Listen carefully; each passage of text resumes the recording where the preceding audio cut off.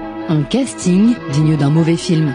Si toute la twittosphère moque la virée sur le Made in de Rima Hassan et Greta Thunberg, une initiative plus proche de la croisière paradisiaque entre influenceurs que du militantisme pro-palestinien, la composition de l'équipage prête moyennement à rire.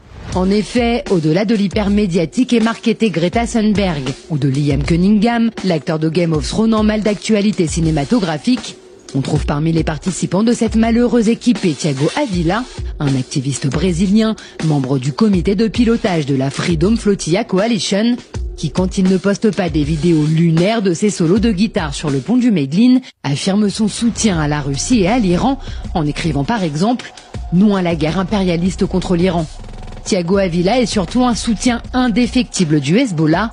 Il a été jusqu'à se rendre aux obsèques du chef terroriste Hassan Nasrallah pour lui rendre un hommage appuyé. I'm actually very honored to be here. Le qualifiant dans une interview aux médias pro-Hezbollah Al-Mayadeen de leader inspirant de la résistance anti-impérialiste. Inspired by someone that gave his life to defend the Lebanese people, to support the Palestinian people. Et racontant pour l'occasion l'avoir rencontré il y a quelques années.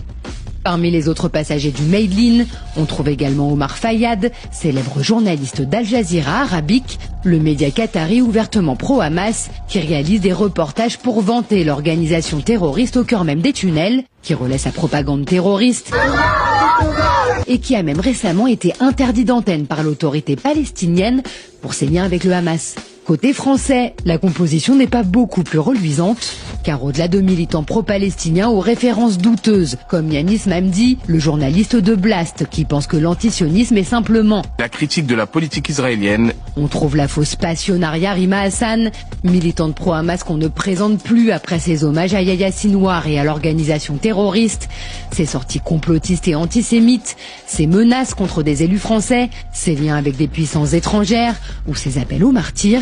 Un goût pour le sacrifice qu'elle ne semble toutefois pas s'appliquer à elle-même. Si avant le départ du Medellín, l'élu LFI affirmait ne pas craindre la mort et être prête à donner sa vie pour la cause palestinienne, la drama queen multiplie désormais les posts paniqués et les appels à l'aide après avoir aperçu des simples drones d'observation grecs.